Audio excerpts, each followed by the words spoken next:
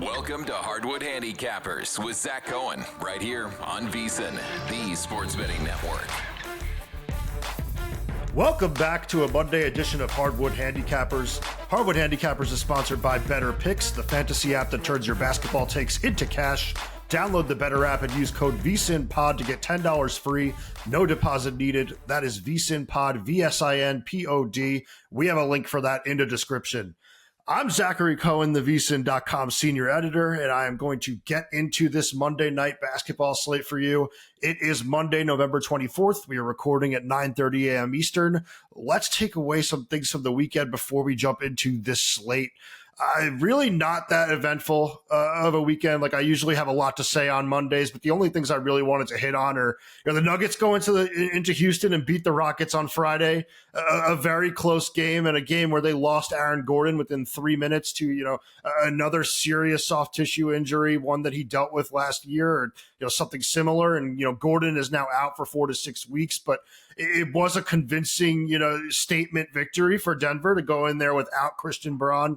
And then without Gordon pretty much, and beat a Houston team that has been very, very good to start this season. I mean, Durant played very poorly for the Rockets, but you kind of make up for it by getting 27 off the bench from Reed Shepherd. But it was just a very impressive win for the Nuggets, and one that kind of solidifies people's takes that this Nuggets team is a legitimate title contender this year. And maybe the Rockets still have a little bit more work to do the rest of the season, but yeah, that was really the only big results, the one that we saw Friday night. Of course, the Nuggets come back and lose to the Kings in their next game, but it is a team that is now shorthanded. There are going to be some performances like that, and it was a bit of a letdown performance, so not a huge worry there for me with Denver. And the other takeaway that I have is a lot of teams in the league are scorching hot right now, but the Lakers on a 4-game winning streak at the moment, they really look like a good bet to win the Pacific Division. I mentioned this on Thursday's podcast last week when I was talking to Jonathan Von Tobel. It was minus 150 when we talked about it then. Only minus 200 now. I mean, that's not the greatest price in the world, but it's one that I am going to officially put in, and I'm going to do it to win 2 units. The Lakers are in first place in the Pacific Division right now. Some of the teams that they are competing with are way, way behind. Like the Clippers and Kings are not going to be a factor. The Clippers might turn some things around now that Kawhi Leonard's back, but I don't see it being a situation where they come even close to sniffing the division. The only teams to really worry about here are Phoenix and Golden State, and Phoenix is a team that I root for. I'm a Suns fan, but I don't see them, winning 50 games this season. That's where I think that the Lakers are going to end up. And I think that might be a really modest projection. So I think it's really down to the Warriors or Lakers. And right now the Warriors are 9-9. The Lakers are 12-4. You're talking about a team that's 8 games over 500 and a team that's at 500. Minus 200 just feels like a great price. Even if you lose Luka Doncic for a couple of weeks, like you've now seen that Austin Reeves can handle the workload as a number 1 scoring option. You have LeBron James back. Like I don't know what I'm missing here. Like minus 200 seems like a very, very good price. So if you are looking to add some futures, I'd say to jump on that one with me. That's really all in terms of the weekend and what I've seen over the last couple of days. So I'm not going to waste any more time. I want to get into this Monday slate. It is a good one. I'm going to skip Jazz, Warriors, Timberwolves, Kings, and Knicks, Nets tonight. A bit of a shame to have to skip a Knicks-Nets game that should be, a crosstown rivalry with some juice. It has had some in the past, but right now New York is the only show in town, and Brooklyn is, maybe they won that game in Boston on Friday. Kind of surprising. I mean, I thought the Celtics would win that game by 20 plus, and the Nets go in there and win outright, but I do not see this game being close, and it's not really a game that I have any takes on. So those 3 games are skips for me. I've mentioned it before. Maybe I'll have some player props on the website over at VSiN.com. So if you are a VSiN Pro subscriber, you will be able to see those picks if I add them. But for now, I want to start with Pistons at Pacers. This game is at 7 p.m. Eastern. This is a game in which the Pistons are pretty heavy favorites. They are laying 10.5 points on the road. The total is 235.5. Pistons got back Jaden Ivey last game. That was one of the smaller storylines of the weekend. Ivey is a player that I'm very excited to see how he looks in Detroit. I think this is now kind of a learning period for us with these Pistons. I mean, this team has won 12 games in a row. They are scorching hot. They are number one in the Eastern Conference. They are an elite defensive team, top 2 in the league in defensive rating, right behind the Oklahoma City Thunder. And offensively, they've been a little bit better than expected, but this is a team that everyone would agree really needs some help in terms of scoring. Cade Cunningham just has a little bit too much on his shoulders right now, and this team needs a little bit of outside shooting. I mean, they have been bullying teams with Jalen Duren inside.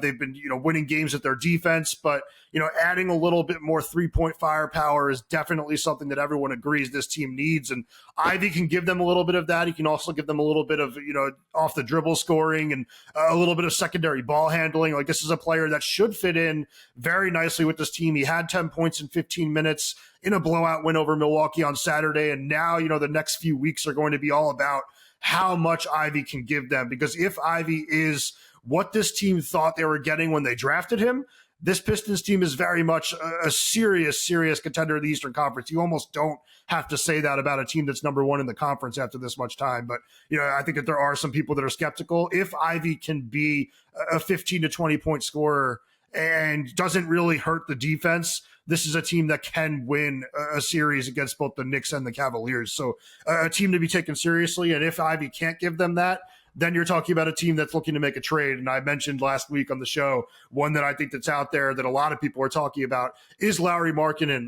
This is the team that really makes the most sense for him. But as far as tonight goes, I think that this Pacers team is getting a little too many points again. I've mentioned this a few times on the show. Like, now that Benedict Mathurin is back for Indiana, this team is pretty talented. I mean, at least when you're looking at the rotation, like, they're not as good as last year. Like, that's a fact. I mean, you're missing Tyrese Haliburton, one of the best guards in the league, and you're no longer have Miles Turner, a good 3-point shooter, a good shot blocker, but you have 7-8 guys that can really play. You have 7-8 guys that I think could play in a playoff series and not really stick out for the worst. So I think this is a pretty deep team. It's a very well-coached team. And, this is a team that is 11-9 against the spread under Rick Carlisle as home underdogs at 6.5 to 12 points. They have been a little bit more competitive lately. And I do think that plus 10.5 is a play that people should be looking to take. I do think Duren probably dominates this game on the inside. Indiana's center rotation is a bit of a nightmare, but yeah, this team is covered in back-to-back games. I think that they're going to be a little bit better than people think the rest of the season. The record is awful right now. You're going to get a lot of people fading them on a nightly basis, but I think that that is a good thing for bettors, for smart bettors, because there's going to be opportunities to back them over the next couple of weeks. So the Pacers plus 10.5 are going to be one of my best bets for tonight. Next game is Cavaliers at Raptors, another 7 p.m. Eastern tip. Cavaliers laying 2.5, totals 235.5. Both of these teams won yesterday, and both of them are playing their third games in 4 nights. So this is going to be a game where you're really going to want to look at the injury report, especially for the Cavaliers. The Cavs did not play Lonzo Ball yesterday. I would assume he will be out there in tonight's game because he just doesn't play back-to-backs, and they probably held him out, hoping that he'd play for this one. But I don't know what to make of the situations with Jared Allen and Sam Merrill. And this Raptors team has won 7 straight games and 11 of its last 12. I would not feel comfortable laying Cleveland, even if that is my slight lean here. I do think that the Cavaliers, when Garland and Mitchell are both playing, they have a little bit too much firepower for the Raptors. I know that Toronto beat Cleveland earlier in the season, but that's another reason that I think the Cleveland would be the right side here. It is a revenge spot. I do think that the Cavaliers are a prideful team, a team that's hungry to kind of show that they should be at the top of the Eastern Conference, and that this early start to the season has just been a little bit fluky. But I'm going to stay away from it. I do also have a lean on Donovan Mitchell over 29.5 points, which you can find at minus 105. I normally stay away from big point totals with star players. Like, they're just not the way that I look. I see more value in backing like the role player types with lower numbers. But, Donovan Mitchell's averaging 33.4 points per game, even in the games that Garland has played this year. So he really has not been impacted when Cleveland has had another star ball handler out there. And he did have 31 points against Toronto on November 13th, and he scored 30-plus points in 5 of his last 6 games. So I just kind of see more of that tonight. I think the Raptors are a good defensive team. They have a lot of length, but the guys that will be guarding Mitchell are a bit smaller and not as good defensively as some of the other guys in the lineup. But you're talking about potentially Quickly or some of the the younger guards on that team. Mitchell should be able to manipulate those guys. Should be able to knock down some threes. He'll get to the basket. So I do think Mitchell has a big game. Next game that I want to talk about is Mavericks at Heat, 7:30 p.m. Eastern. The Heat are laying 8.5 points. The total is 240.5. Really interesting game because Tyler Hero is coming back for Miami tonight. We have all seen what this Heat team looks like without Hero. They're number one in the NBA in pace of play. Everybody's kind of getting some touches and everyone seems very happy. This Miami team is, playing some really good basketball, coming off a couple of really good wins, especially, Friday night's blowout win in Chicago was very, very impressive. Now you get one of the better scorers in the league back in Tyler Hero and a player that can also make some plays for his teammates. I'm interested in seeing what Hero looks like here. I do think that long-term, this is going to be great for Miami. I think that Hero is a very good teammate, despite what you think about some of the shots he might take. He has improved his shot selection a lot over the last couple of years. But this is a guy that can really knock down perimeter shots. He can really shoot off the dribble. He can create for himself. I think Miami needs some more players that can create for themselves. Right now, it's been a lot of Norman Powell, and it's been working. And Powell, is probably going to continue to have a great season for the Heat. But, adding some more firepower is never a bad thing, especially when you're talking about an all-star. But I do think that as far as tonight goes, it might take a little bit of time. So I kind of think that the Mavericks might be the right play if you're looking at the spread. I mean, it is 8.5. That's a lot of points, especially when you're talking about a Dallas team that's top 5 in the league in defensive rating right now. If the Mavericks can kind of impose their physicality and toughness on this Heat team and make this a little bit lower scoring than Miami wants, I do think this is a game that will end up being a little bit closer than people expect. So that's not a play for me. It is a lean. And I will add that, this is a favorable rest spot for Dallas. Miami, like I said, they've been playing a lot lately. Dallas did not play yesterday. That should be a huge aid with the Mavericks, a team that wants to play physical and needs all the energy to do that. The play I do have in this game, though, is Cooper Flagg over 6.5 rebounds at plus 100. Flagg comes into this game after having 7 rebounds in back-to-back games, has also hit that mark at 8 of the last 13, has also just been around the basketball a ton. He had 11 rebound chances against the Pelicans 2 games ago, 15 against the Grizzlies last game. This is another game where you're talking about Anthony Davis being doubtful for Dallas. Derek Lively is out for the Mavericks as well. They are going to need Flagg to play a bit bigger, and that rebound total seems very, very reasonable to me, especially when you're talking about, the Heat being number 1 in the league in pace of play. There's just going to be more shot attempts, more possessions, and that should mean more rebound opportunities for a player like Flagg. Attention to any listeners who are new to VSiN, signing up for our free daily newsletter is a great way to catch up. Delivered straight to your inbox every morning, VSiN's newsletter offers picks, data, and strategies for the day's betting menu. Sign up for free now at vsin.com/newsletter and start receiving your free newsletter tomorrow morning. That's vsin.com/newsletter. Stay ahead of the game and bet smarter with VSiN. Next game is Nuggets at Grizzlies at 8 p.m. Eastern. The Nuggets are 8.5 point favorites. The total is 233.5. No Brown, no Gordon again for Denver. Not something that I'm really worried about for the Nuggets in terms of them actually winning games. I think that having Nikola Jokic and Jamal Murray, especially this version of Jamal Murray, what we've seen from him this season and even towards the playoffs last year, he looks back to being the best version of himself. This should still be a very, very good team that wins a lot of games, but winning by margin is different, and doing that without your 2 best starters in terms of defense is going to be difficult, especially against, a Grizzlies team that's starting to play a little bit better. Memphis has won back-to-back games. The team is covered in 3 of the last 4, and while Ja Morant is out, some of these other guys are really playing well together, and it does seem like you might get Jaren Jackson Jr. back this evening. He has been upgraded to questionable after missing a couple games, and they have had some really good rest over the last couple weeks. They have played 5 games over their last 2 weeks. Denver's playing 3 games in its last 4. I just think this is a game where the Grizzlies have fresher legs. I think the Grizzlies are starting to play a little bit better, and I think that Memphis is going to be able to score on this Denver defense that is really shorthanded, and I think 8.5 is just a little bit too much. So Grizzlies plus 8.5, actually a best bet for me. And yeah, hopefully we don't just see Jokic go for 50 plus in this game. But I do think that Zach Edey, his big body will at least make things difficult, even if, he doesn't have the, the greatest foot speed in the world. Next game is Trailblazers at Bucks, 8 p.m. Eastern. The Bucks are 1.5 point favorites here. The total is 232.5. This is a game where the Blazers have been dealing with some injuries, so it's making it a little bit tough to know exactly what to do here. Drew Holiday has been in and out of the lineup for Portland. It is the Portland third game in 4 nights, tough rest situation, and I'm just not sure what to make of the side or total here. To be honest, like the Bucks they've lost 4 in a row, both straight up and against the spread. Not the easiest team in the world to trust right now, so it's not like I'm looking to jump on Milwaukee, but just don't trust Portland. If I were to play anything in this game, it'd be going back to Ryan Rollins on points and assists, something I've been taking the last couple of weeks.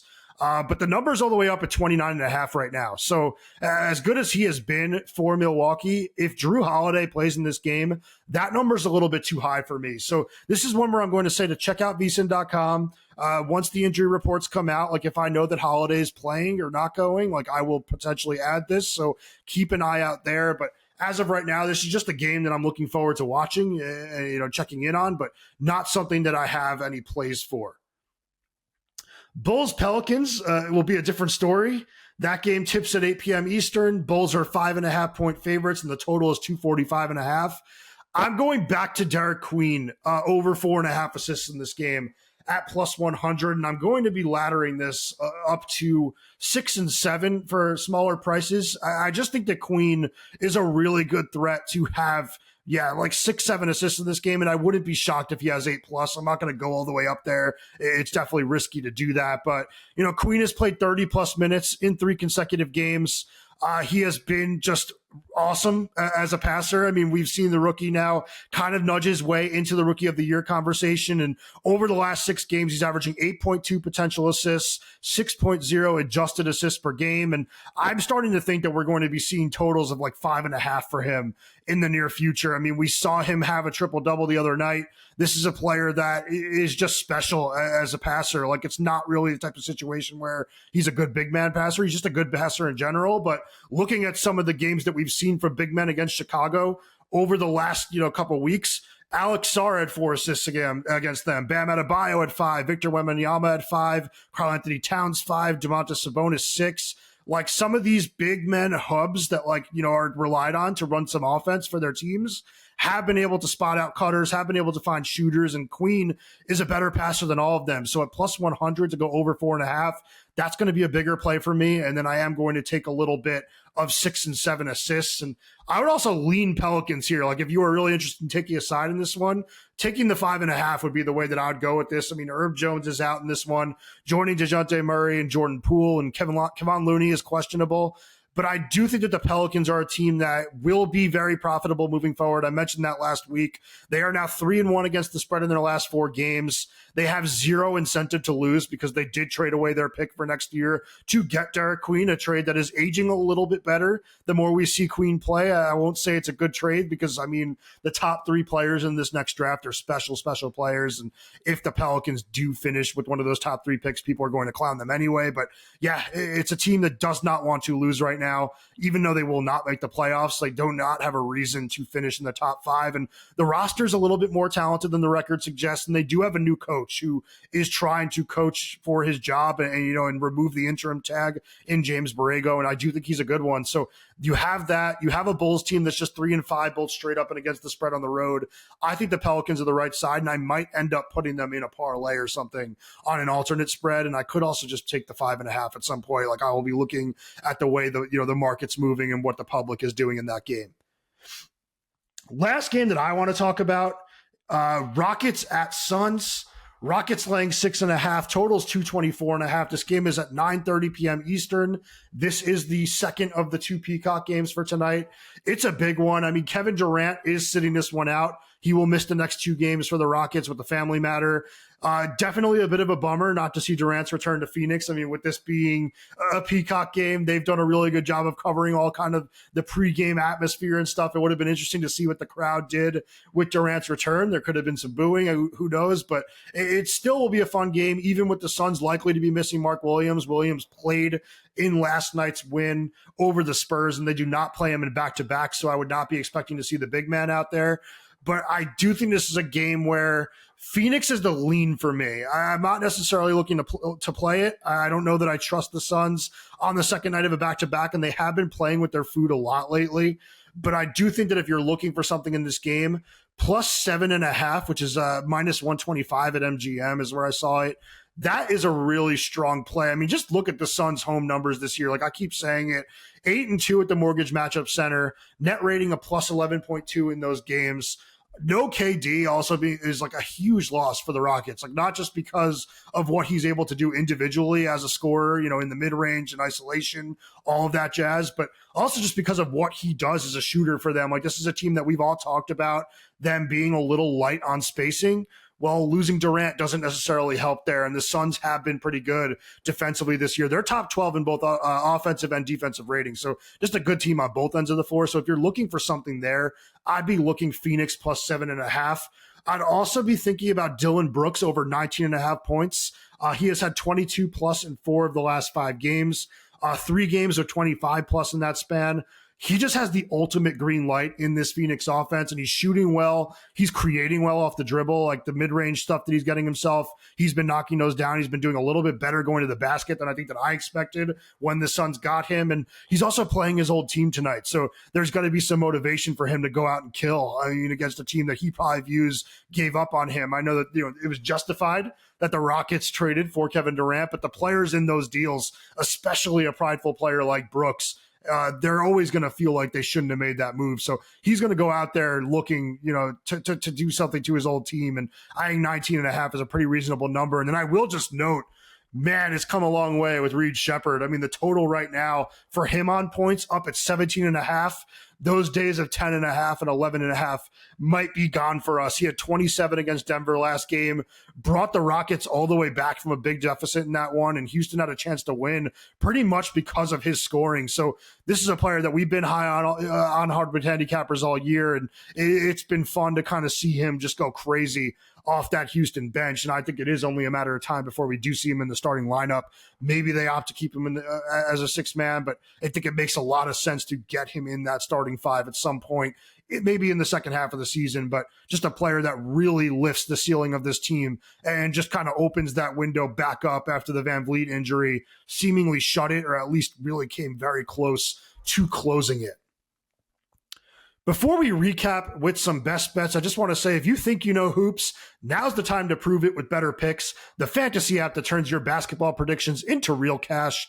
Download the Better app and make your picks, more or less on some of your favorite players' points, rebounds, and assists, however you see the game playing out. Track your lineup live, watch the numbers move, and sweat every possession right there in the app. And right now, Better is making it easy to get started. Use code VSiNPod to get $10 free. No deposit required. Just sign up, make your picks, and you're right in on the action. Better Picks is live in 33 states, including California, Texas, Florida, and Georgia. So download Better, that's BETR, and use code VSiNPod to score your free $10. Better Picks, basketball just got better. Must be 18 plus in ineligible states. Terms and conditions apply.